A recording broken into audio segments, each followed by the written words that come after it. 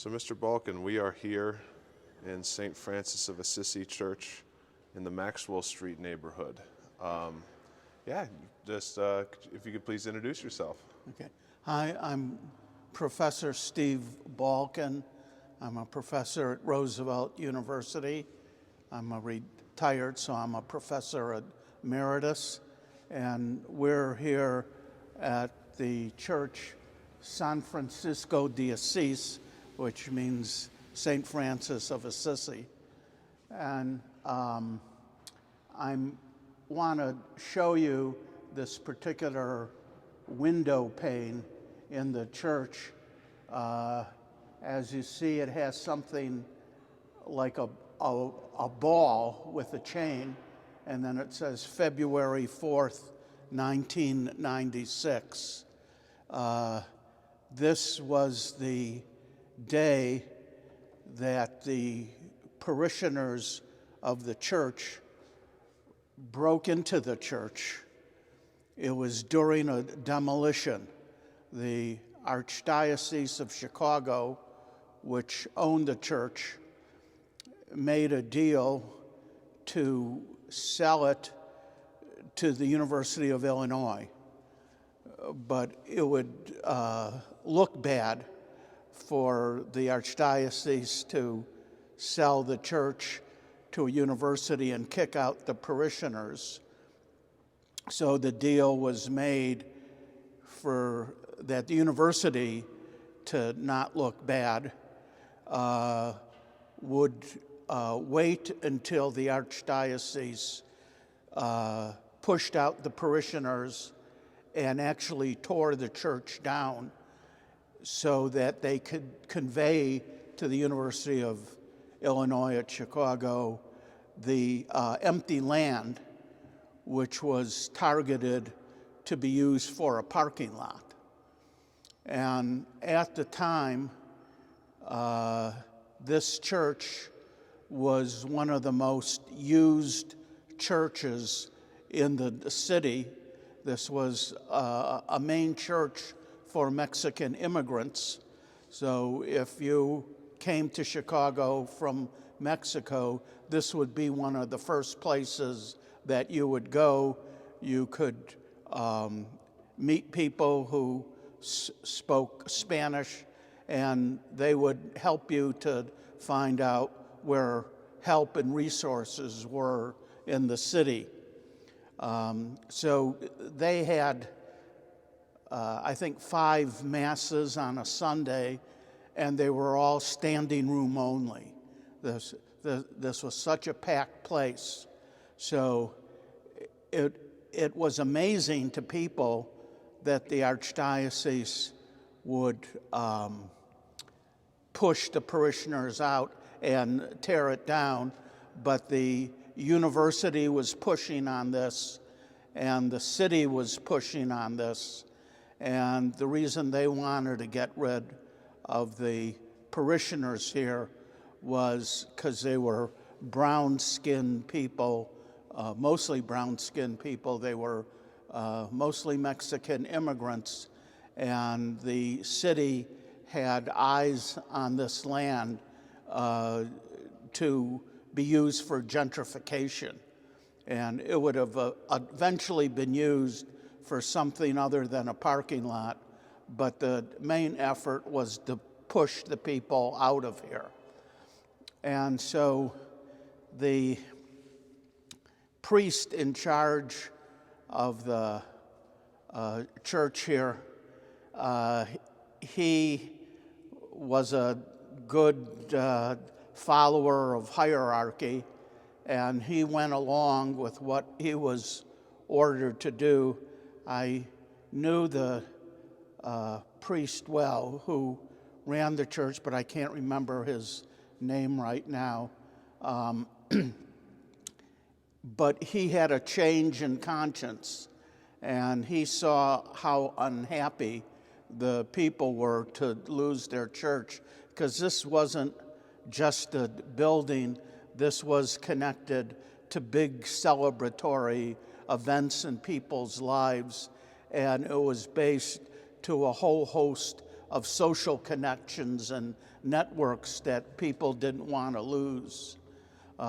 It was also connected to statues here, particularly this statue in the corner of the scorched Christ. And what people do is they put photos of their loved ones on the statue, and they say prayers, and then they put the prayers in a little area right by the statue. And people who are Mexican immigrants, they are at risk to a lot of things. They have meager resources. Some of them aren't even legal residents in the United States, so they don't have access to health care or social services. So from time to time, people will run into severe difficulties in their lives, and they can't go to a Department of Social Services, or they can't go to a hospital emergency room. So their only source of help is prayer, and the people of this congregation really believe that if they put their prayer needs, their family needs, the help in emergencies that they need, that if they hang something of the picture of the person who's in trouble and they say a prayer there, they light a candle there, that they'll get help. And whether you believe in the theology of that or not, I believe it's criminal to take away from people a source of help that they rely on and that they believe in. So that's just an example of the importance of this physical church. So when the parishioners were kicked out, the priest had his change of mind, and he gave the keys to the parishioners, and they broke into the church right in the middle of a demolition. I saw the wrecking balls. That ball is not a bowling ball, that's a wrecking ball knocking holes through the ceiling of this church. And I saw that taking place. And once they broke into the church, the workmen running the wrecking machines knew that they couldn't continue to work because people were at real physical risk, so they stopped the demolition. And the people who broke in, they called themselves the Preservation Committee of St. Francis Church. And they were told, and this occurred where that's the break-in day, February 4th, 1996 was the day they broke into the church. And they were told that the windows were taken out, there was no running water. They were told they've made their point and that they should go home to their bedrooms and sleep in good circumstances, and then they could come back tomorrow and continue the protest. But they knew that if they left the church, that the demolition would continue. So they agreed to stay living in this church without heat, without water, without windows.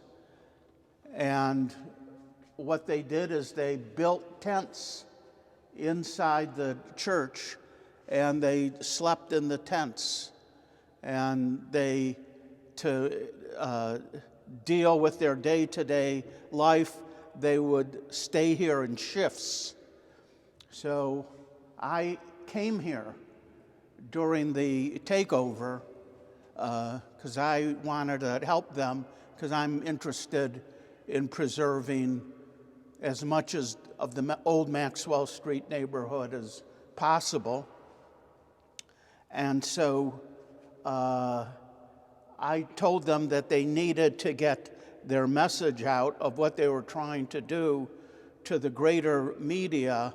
And in 1996, the way to do that was through the internet. So I was just learning how to create websites. So I offered, and they took my offer. I became their webmaster. And I put out their appeals and photos of the occupation. And I think it was a help. But the big reason they got their church back, and it took them about a year to get their church back, is they believed that their saving the church from the wrecking ball was a miracle in process, and that they were doing God's work. And so they decided to picket the archdiocese and picket Cardinal Bernardin. Cardinal Bernardin was a decent person, but he had to make the hard decision of selling the church. And the church had a lot of extra legal expenses for lawsuits that I won't go into, but they're kind of shameful lawsuits. And so they needed the money. The city and the university were willing to give them the money and approve the demolition, but the people objected. And at the time, Cardinal Bernardin had cancer and he was dying. And I went with them on some of these marches, and I felt really bad to picket someone who really wasn't a bad person and was dying of cancer, and yet we felt we had to get the church back, not just for those few people, but for all the Mexican immigrants who came to Chicago that depended on the church. Sorry, this is very tearful. One of the things that people will say to you in Chicago when you're trying to do social change is they tell you it's a done deal. You can't do anything about it. The decisions have been made. And that's true, the decisions were made. The mayor decided he wanted this. The University of Illinois decided they wanted this. The Archdiocese of Chicago decided they wanted those. Those are the three most powerful forces in the city, and they decided they wanted this, and a bunch of Mexican immigrant parishioners at a church wasn't going to change their mind. But they didn't listen to that, and so I always tell people there's no such thing as a done deal. Remember the St. Francis Church. So they continued to push, and the city and the University of Illinois and the Archdiocese looked really bad in the press. The press would come here in droves, and the last act of Cardinal Bernardin before he died was to sign a piece of paper which gave back the church to the parishioners. Now, they had to pay millions of dollars in restoration for the damage done during the demolition. And the people who came to this church were very poor, but they took on that debt, and they fixed up the church where you look at it today, it's in really good shape. But they needlessly had to do a lot of fundraising to pay for the repairs to make the church safe and nice again. And so this pane of glass is to commemorate that, and it's to show the hardships that the people had to live with by living in tents in an unheated, cold church in the middle of winter.